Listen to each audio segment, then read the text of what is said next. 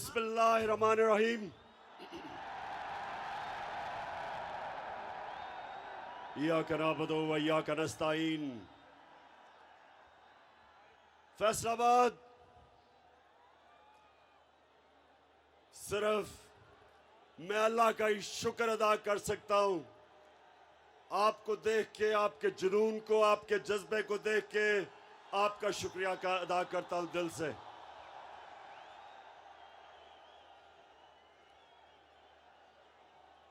फैसलाबाद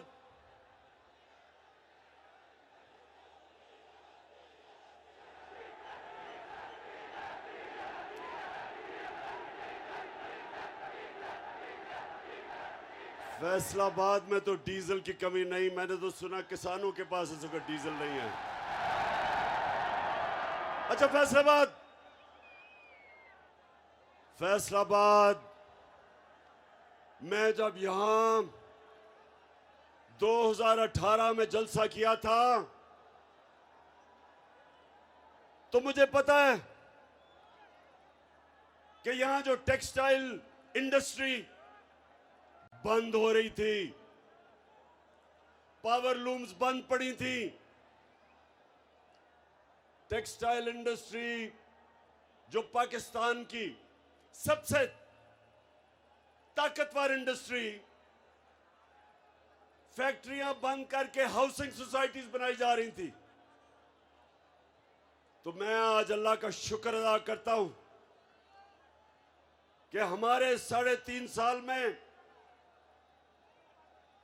फैसलाबाद की textile industry ने सारे रिकॉर्ड तोड़ दिए।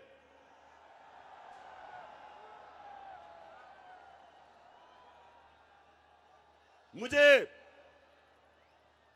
यहां टेक्सटाइल इंडस्ट्री के मालिकान ने कहा कि जनाब मजदूर नहीं मिलते, और 2018 में यहां बेरोजगारी थी। तो मैं अल्लाह का शुक्र अदा करता हूं कि मुझे मौका मिला। मैंने इस मुल्क में रोजगार बढ़ाया, और सबसे बड़ा मसला एक मुल्क में बेरोजगारी होती है। तो मुझे फख्र है अपनी टीम पे कि हमने अपनी टेक्सटाइल इंडस्ट्री के लिए हर किस्म की सहूलत दी, और उन्होंने फिर पाकिस्तान को रिकॉर्ड एक्सपोर्ट्स दी। हमारी आज पाकिस्तान की तारीख में सबसे ज्यादा एक्सपोर्ट्स है।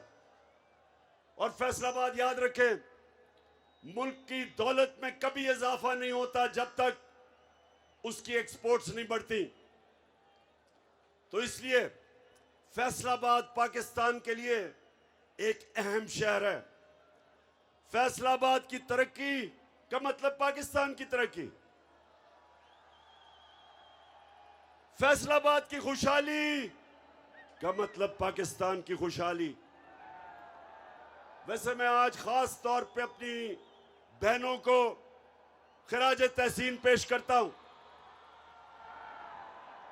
इतनी तादाद में मैंने कभी आपको नहीं देखा, और इससे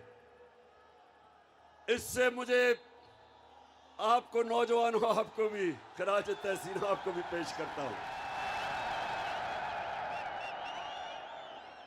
मैं एक वो पाकिस्तान अपनी आंखों के सामने बनता देख रहा हूं, जो वो पाकिस्तान बनने जा रहा है जो इलामा इकबाल की ख्वाब थी और जो कायदे आजम की जद्दोजहद से बना था। एक आजाद पाकिस्तान। हकीकी आजादी के लिए मैं देख रहा हूं कि मेरी कौम मेरे साथ निकल रही है, और मुझे खुशी ये है कि सिर्फ इसके नौजवान ही नहीं निकल रहे, बल्कि हमारे बुजुर्ग, हमारी ख्वातीन और हमारे बच्चे भी।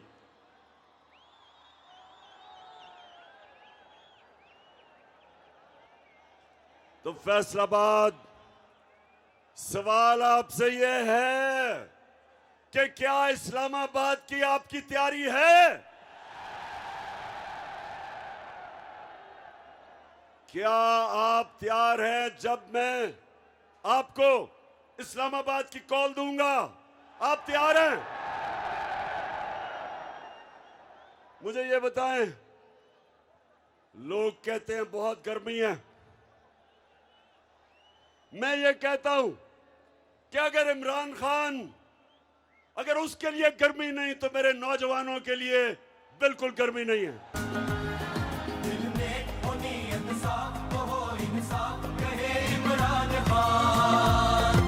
चली है अब तहरीक के होगा ठीक ये प्यारा।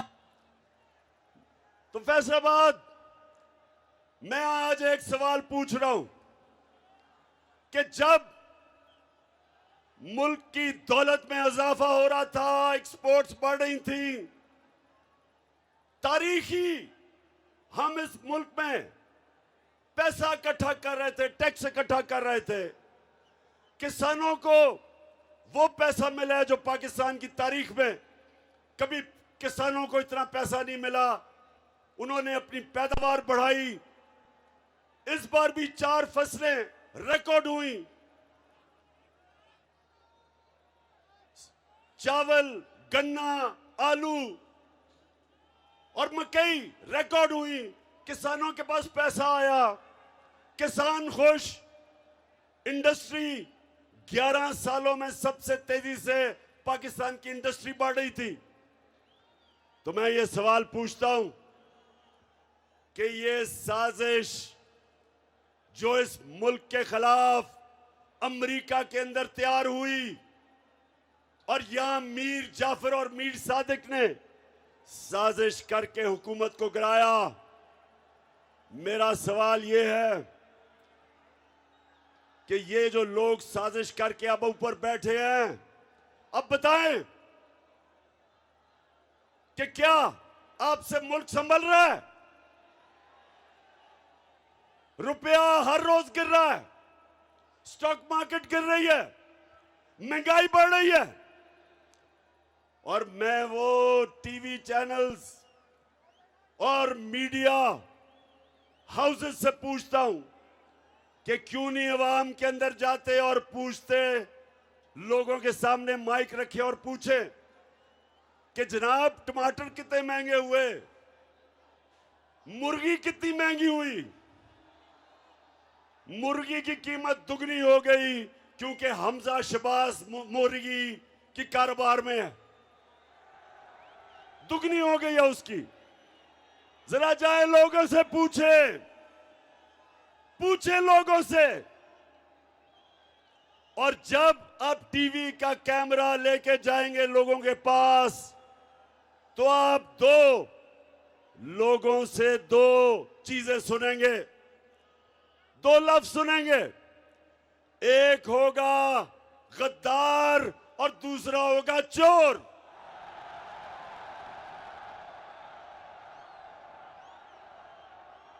अब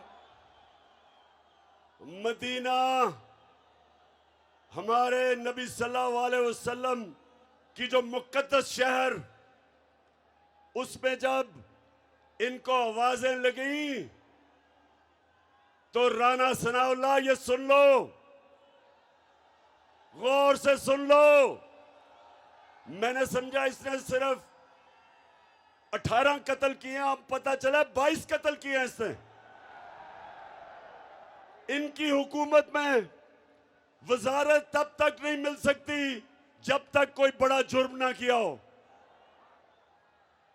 प्राइम मिनिस्टर और उसका चीफ मिनिस्टर जो बेटा है, 24 अरब रुपए तो सिर्फ इन्होंने, FIA ने इनकी चोरी पकड़ी है।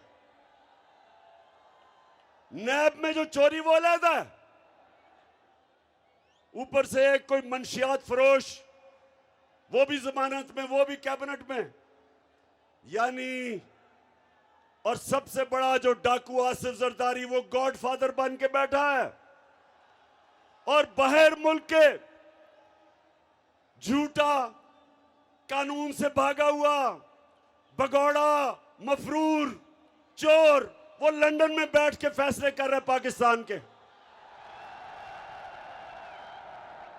तो मेरे पाकिस्तानियों, फैसलाबाद के बाशऊर शहरियों, ये इन लोगों से आपने मेरे साथ इस्लामाबाद में निकल के इस मुल्क को आजाद करना है। अल्लाहू अल्लाहू अल्लाहू अल्लाहू अल्लाहू अल्लाहू।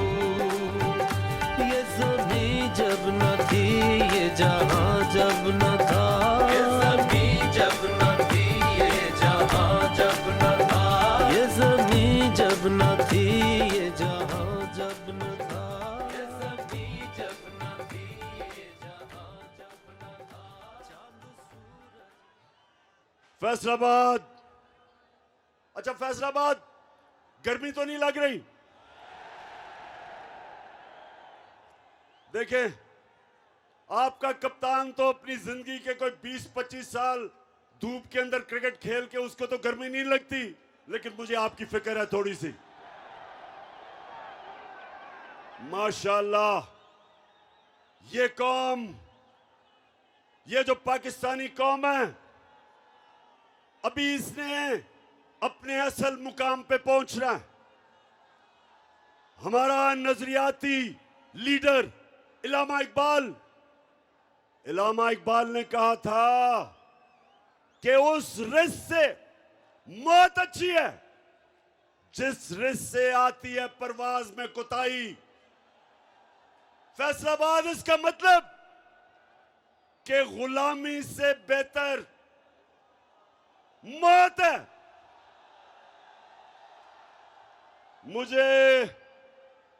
मुझे पता चला चंद दिन पहले कि बंद कब्रों में साजिश हो रही है कि देखें ये इमरान खान का हम क्या करें।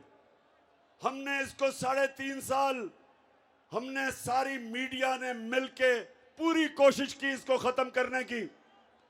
सबसे मुश्किल पाकिस्तान की तारीख के माशी हालात दिए, उसमें से भी निकल गया।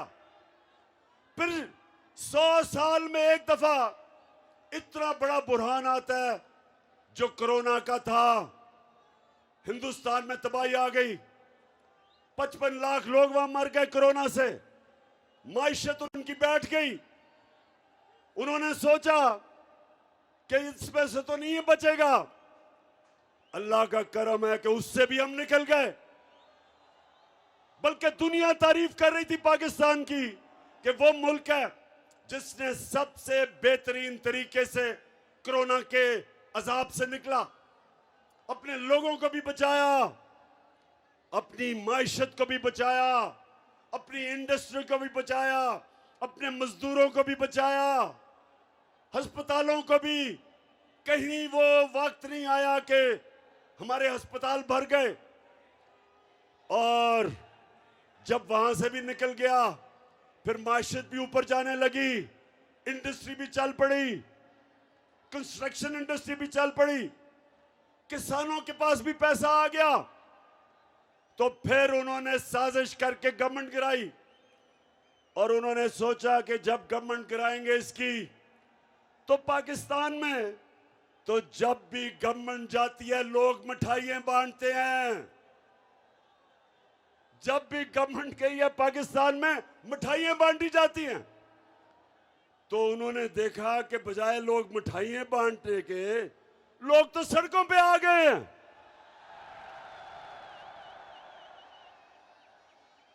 लोग इस तरह निकले पाकिस्तान में कि मैंने तो इस मुल्क की तारीख में इस तरह अवाम को सड़कों पे नहीं निकलते देखा। तो जब ये देखा कि अच्छा ये तो लोग भी निकल रहे हैं, और खौफ आना शुरू हो गया इस्लामाबाद का कि इस्लामाबाद में अवाम का समुंदर आने लगा है। तो फैसला किया कि इस तरह तो बात नहीं बनेगी, इसको दुनिया से ही फारिग किया जाए। तो मैंने इसलिए फैसलाबाद के लोगों और मेरे पाकिस्तानी कौम जो देख रही है, मैंने इसलिए एक वीडियो रिकॉर्ड किया। उस वीडियो के ऊपर मैंने एक एक का नाम लिया है जो इस साजिश में मुलव्विस था, जो पिछली गर्मियों से साजिश हो रही थी, एक एक का मैंने नाम लिया इस वीडियो में। और मैंने ये क्यों किया? क्योंकि मुझे पता है पाकिस्तान की तारीख, कभी भी इस मुल्क में ताकतवर मुजरिम को नहीं पकड़ा जाता। लियाकत अली खान के पीछे, कत्ल के पीछे कौन था? कभी नहीं कोई पकड़ा गया। जुल्फिकार अली भुट्टो का जो जुडिशियल मर्डर हुआ, किसी को सजा नहीं मिली। जियाउल हक का जहाज जो गिराया गया, किसी को नहीं पता चला। इसलिए मैंने फैसला किया कि सारी मेरी कौम को पता चलना चाहिए कि इस साजिश के पीछे कौन था। डॉक्टर अलवी, पाकिस्तान के प्रेसिडेंट ने पाकिस्तान के चीफ जस्टिस को खत लिखा। उसने वो मुरासला बताया जिधर अमरीकी डोनाल्ड लू ने पाकिस्तान के सफीर को वॉशिंगटन में बुला के धमकी दी कि अगर इमरान खान को तुम नहीं निकालोगे, अदम एतमाद को कामयाब नहीं करोगे इसके खिलाफ, तो पाकिस्तान को मुश्किलों का सामना करना पड़ेगा। धमकी दी उसने। सोचें, 22 करोड़ का पाकिस्तान, पाकिस्तान का मुंतखब प्राइम मिनिस्टर और एक हमारे एम्बेसडर को धमकी देता है कि अपने प्राइम मिनिस्टर को अगर तुम नहीं निकालोगे, जो साजिश थी अदम एतमाद की, तो पाकिस्तान को मुश्किलों का सामना करना पड़ेगा। और फिर कहता है कि अगर ये साजिश कामयाब हो गई, यानी अदम एतमाद कामयाब हो गया, तो हम सब कुछ माफ कर देंगे। हम सब कुछ माफ कर देंगे। अमरीकी और डोनाल्ड लू, तुम हो कौन हमें माफ करने वाले?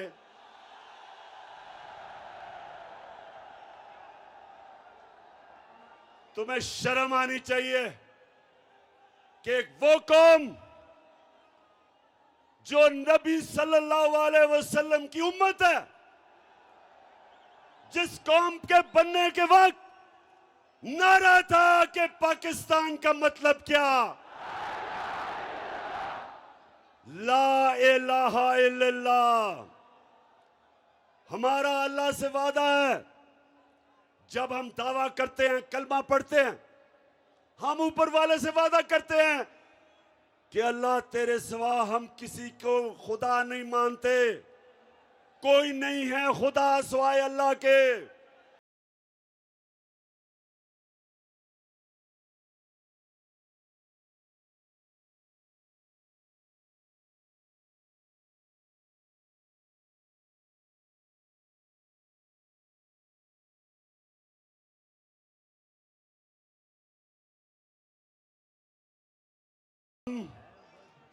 फैसलाबाद फिर से सुन लो,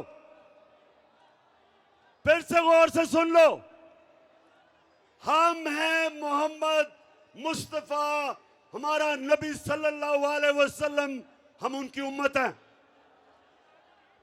हमारे अजीम लीडर ने हमें आज से 1500 साल पहले बता दिया था कि मुसलमान किसी के सामने नहीं झुकता।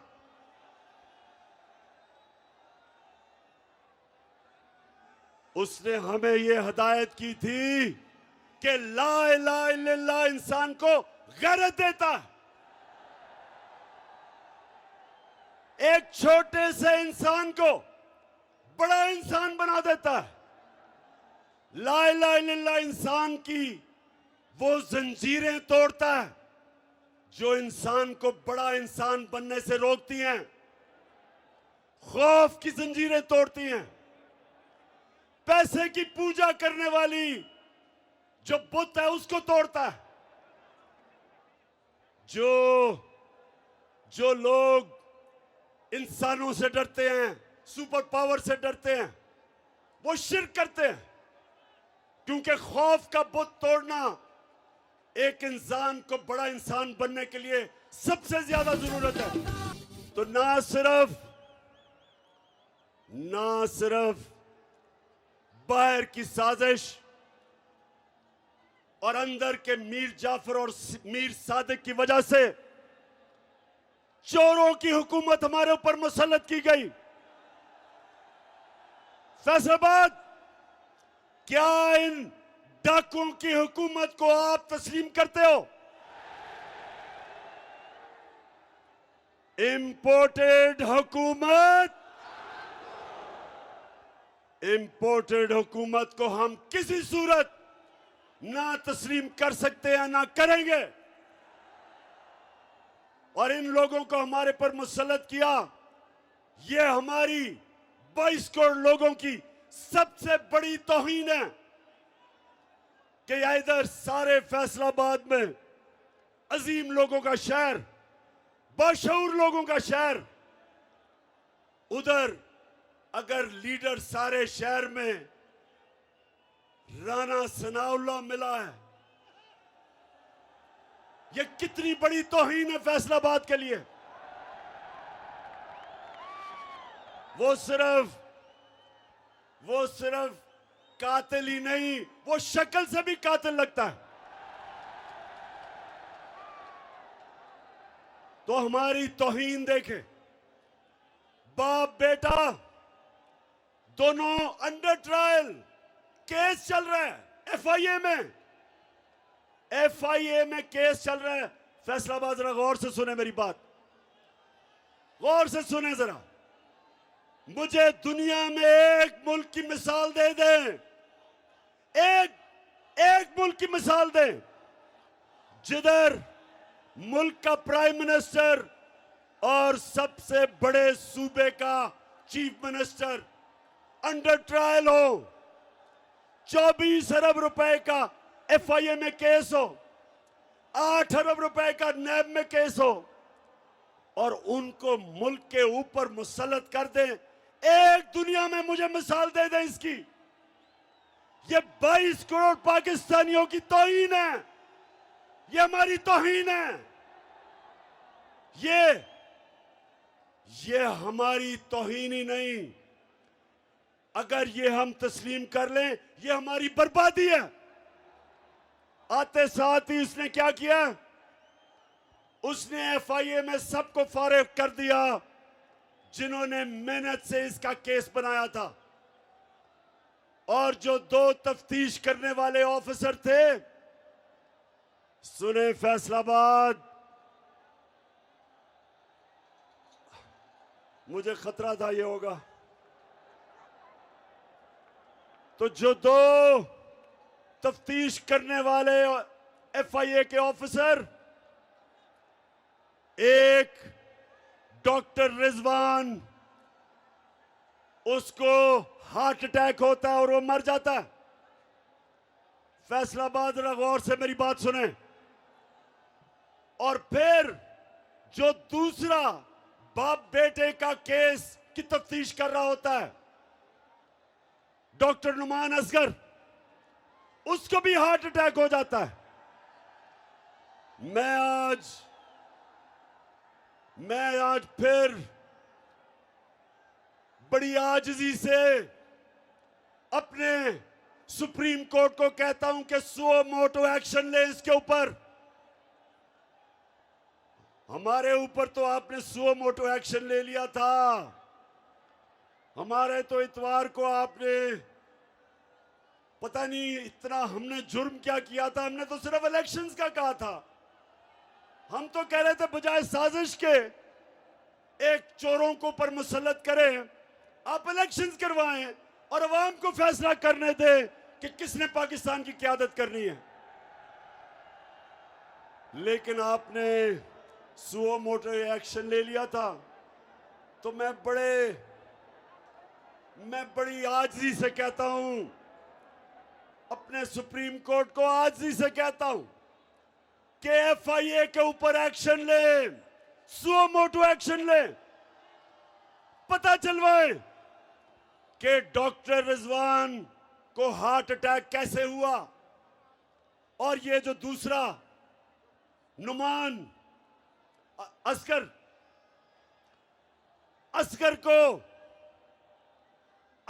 को हार्ट अटैक कैसे हुआ, मैं आपके सामने इंशाल्लाह वो जहर का बताऊंगा जो अगर खाने में डाल दें तो इंसान को हार्ट अटैक होता है। ये भी आपके सामने लेके आऊंगा। लेकिन मैं चाहता हूं कि हमारा सुप्रीम कोर्ट इसके ऊपर एक्शन ले। कोई इसकी मिसाल है कि जो केस जिन्होंने अरबों रुपए का केस करना था उन्हीं के ऊपर लाके उन लोगों को बैठा दें जिनके ऊपर केस है।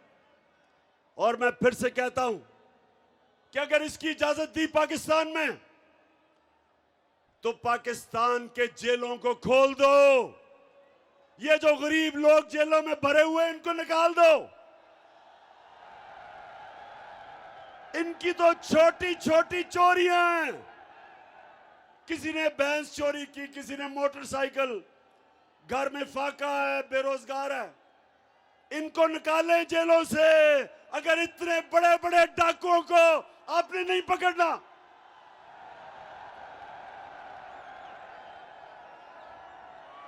इसीलिए फैसलाबाद, इसलिए मैंने टेप रिकॉर्ड करवाया, अपना वीडियो रिकॉर्ड करवाया, क्योंकि मुझे पता है कि ताकतवर को पाकिस्तान की तारीख में 75 साल तारीख ये बताती है कि ताकतवर को हमारा इंसाफ का निजाम, ताकतवर मुजरिम को नहीं पकड़ सकता।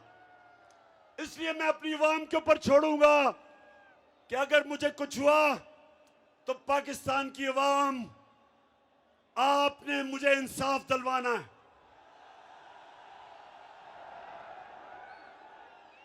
बताएं, आप मुझे इंसाफ दिलवाएंगे?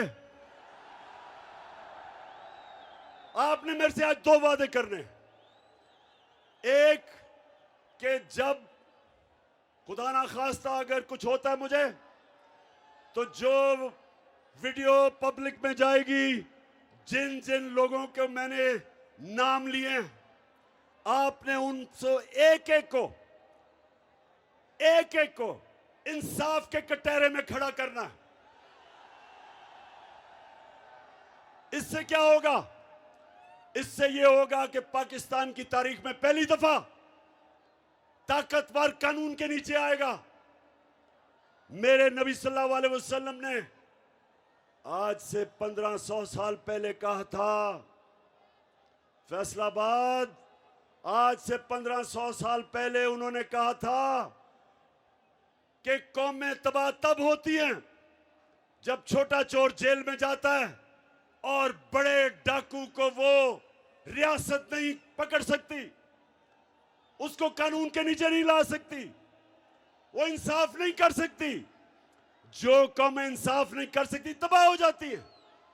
इसलिए मैंने आप सबको कहा है कि जब आप वो वीडियो कैसेट देखेंगे, आपने सबने मुझे और इस मुल्क को इंसाफ दिलवाना है। दिलवाओगे?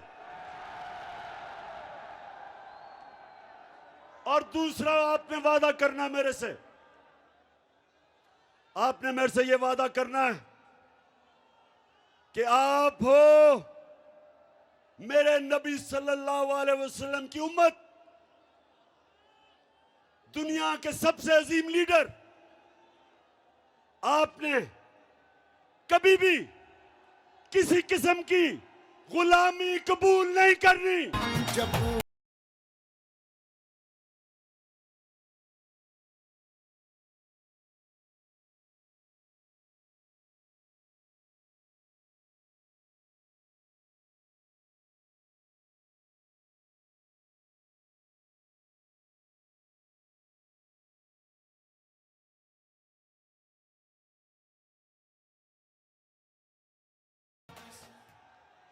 तो मेरे पाकिस्तानियों, मेरे गयूर दिलेर पाकिस्तानियों,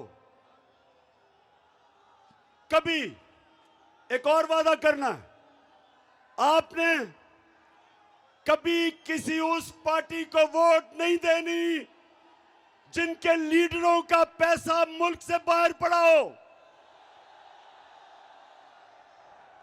जब भी किसी पार्टी के लीडर का पैसा, जायदाद, उसके महलात, उसके ऑफशोर अकाउंट्स मुल्क से बाहर होंगे, वो कभी आपके मफादात की हिफाजत नहीं कर सकेगा।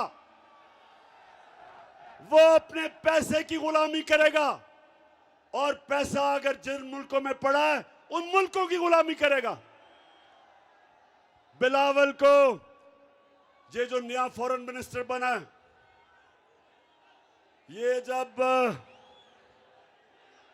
जब अमेरिकनों को मिलने जाएगा, पाकिस्तानियों सुनो, तो वो जब मिलेंगे,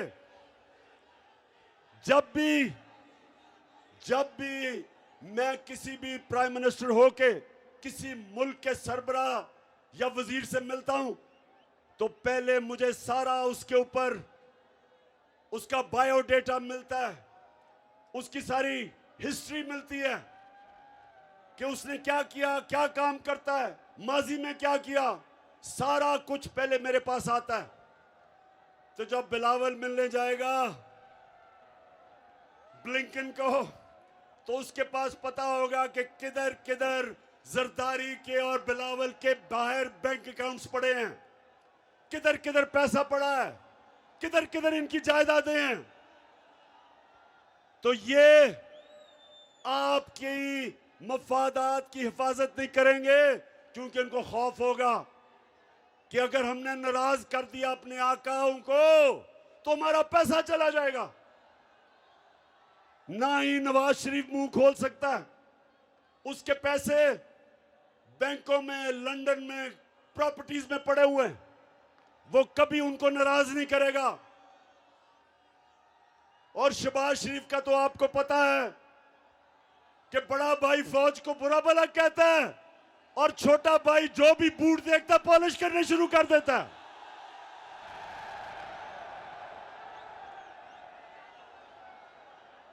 वो ये भी नहीं देखता कि बूट किसके हैं, बस बूट देख के पॉलिश शुरू कर देता है। तो ये हैं जो हमारे मुल्क पे मसलत किए हैं। अब इन्होंने मुल्क को तो तबाही की तरफ लेके जा रहे हैं, महंगाई बढ़ रही है, रुपया गिर रहा है, फॉरेन एक्सचेंज रिजर्व्स गिर रहे हैं। अब ये जाएंगे अमेरिका के पास और सियाल फैसलाबाद सुन लो, अमेरिका के पास जाके कहेंगे कि खुदा के वास्ते हमें बचा लो, कहेंगे कि हमें खुदा के वास्ते पैसे दे दो, नहीं तो इमरान खान वापस आ जाएगा। मेरे से डराएंगे उनको कि खुदा के वास्ते हमारी मदद करो, हमारा दिवालिया निकल गया। तो जब अमेरिकन अगर इनकी मदद करेंगे तो फैसलाबाद सुन लो मेरी बात, कभी भी अमेरिकी मदद नहीं करेंगे जब तक वो इनके गले में जंजीर पूरी तरह टाइट करके नहीं डालेंगे। वो उनको कहेंगे कि पहले तो हिंदुस्तान के साथ दोस्ती नहीं, गुलामी करो, कश्मीर को भूल जाओ, फलस्तीनियों के लिए मुंह ना खोलो, जो मर्जी इसराइल करे फलस्तीनियों से चुप करो। अगर रूस 30% कम पे तेल दे रहा है तो आपने नहीं लेना, क्योंकि आप हमारे गुलाम हैं। अगर आपने 30 लाख टन गंदम आपको जरूरत है, आप रूस से नहीं ले सकते। अगर आपने पाकिस्तान को अगर ईरान से सस्ती गैस मिलेगी, वो कहेंगे हमने आपको इजाजत नहीं दी। इसको कहते हैं गुलामी। हिंदुस्तान हमारे साथ ही आजाद हुआ था, आज रूस से तेल भी सस्ता खरीद रहा है, आज रूस से हथियार भी खरीद रहा है, अमेरिका का स्ट्रेटेजिक अलायंस में भी है। लेकिन अमेरिका कुछ नहीं कहता हिंदुस्तान को, क्योंकि वह आजाद है। हिंदुस्तान ईरान से गैस भी खरीद रहा है, तेल भी लेता है, लेकिन हिंदुस्तान को वो कुछ नहीं कहते। हमें उन्होंने जो गुलाम बनाया हुआ है, फतह किए बगैर हुक्म देते हैं। तो इसलिए मेरे पाकिस्तानियों, ये आपने मेरे साथ इस्लामाबाद इसलिए निकलना है कि हमने अमेरिका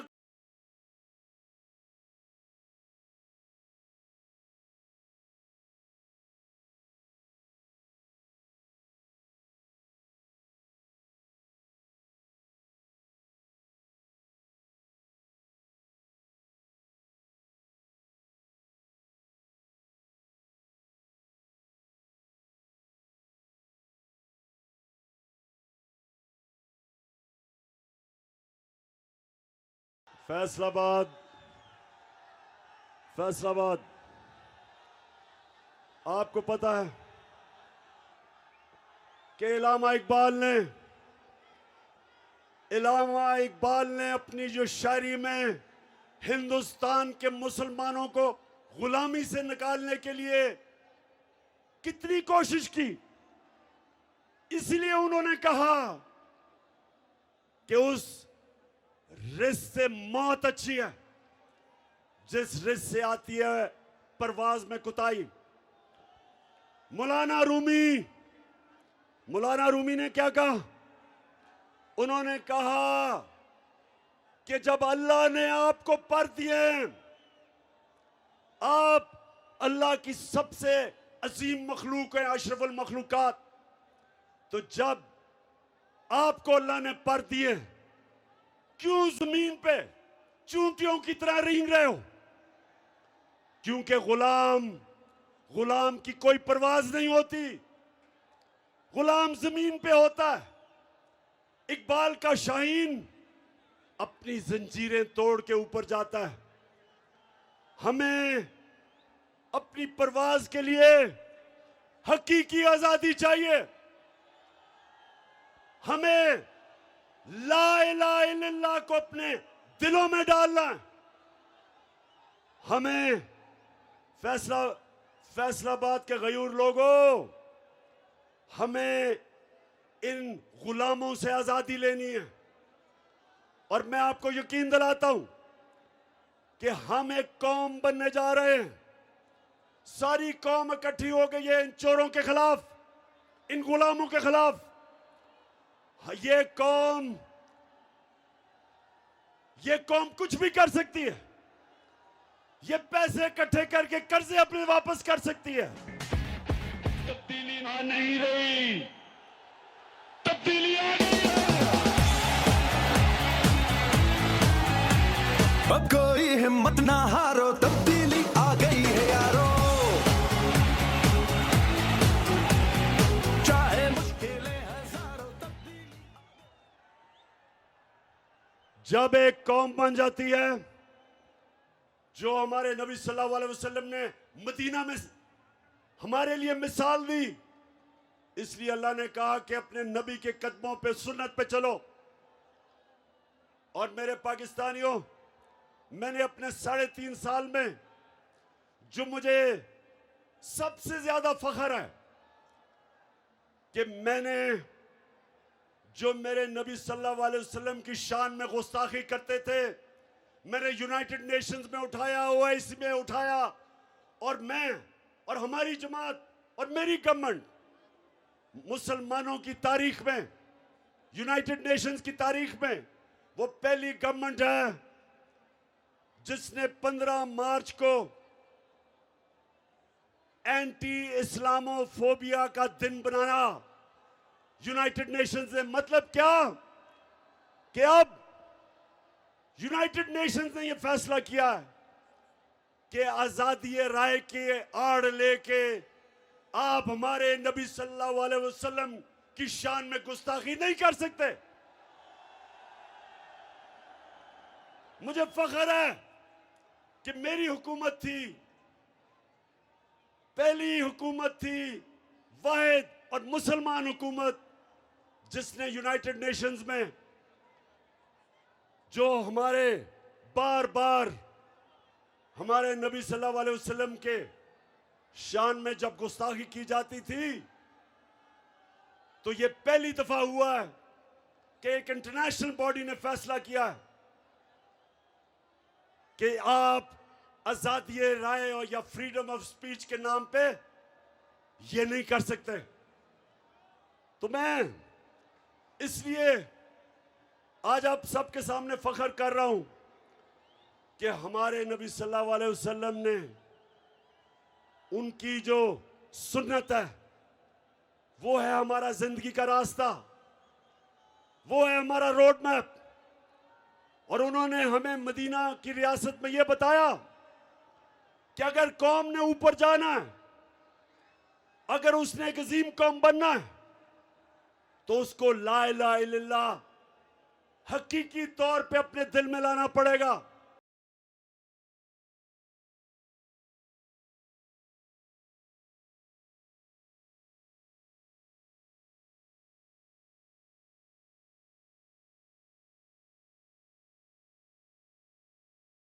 फैसलाबाद सारों को मैं दावत दे रहा हूं, सब ने इस्लामाबाद आना है। 20 को मैं इंशाअल्लाह आपको तारीख बताऊंगा, वो इसी महीने मई के अंदर तारीख है। दिन कौन सा मैं आपको बताऊंगा, तैयारी अभी से शुरू कर दें। और हम एक चीज मांगेंगे, हमें इलेक्शन की डेट चाहिए, नहीं तो हम ये कौम तब तक सांस नहीं लेगी जब तक इलेक्शन नहीं होंगे।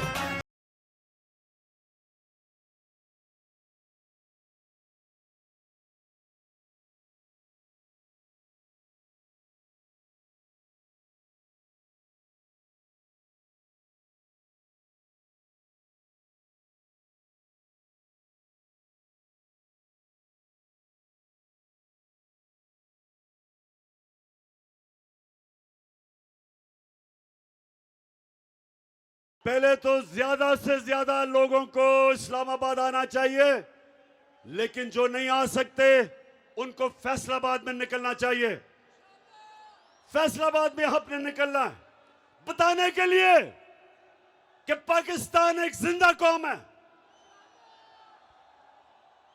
और मैं आज यहां अपनी सारी अकलियतों को, अपनी मुस्लिम बरादरी को, अपने सिख बरादरी को, अपने जितने भी हमारे हिंदू हम हैं, उस रब की, हम उस रब को मानते हैं जो है रब्बुल आलमीन, सब इंसानों का रब। और हमारा नबी सल्लल्लाहु अलैहि वसल्लम रहमतुल आलमीन है, सब इंसानों के लिए रहमत लेके आए। पाकिस्तान सबका है और मैं सबको दावत दे रहा हूं निकलने के लिए। फैमिलीज को, खास तौर पे ख्वातीन, आपने मेरे साथ निकलना है इंशाल्लाह इस्लामाबाद। मैं आज अपनी सारी फैसलाबाद टीम को इस शानदार जलसे की मुबारक देता हूं। मैं सारे अपने एमएनएस, अपने एमपीज, और मैं ये भी कहूंगा कि फैसलाबाद, वैसे लोटे भी सबसे ज्यादा फैसलाबाद से निकले हैं।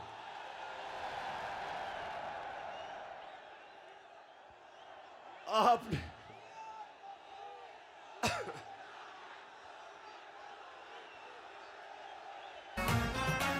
धरती से फसली बटेरों को भगाएंगे। अच्छा फैसलाबाद, आखिरी आपने मेरे से आखिरी वादा करना है कि किसी भी, अगर कोई भी लोटा फैसलाबाद से जीत गया, मैं फैसलाबाद नहीं आऊंगा उसके बाद। पाकिस्तान जिंदाबाद।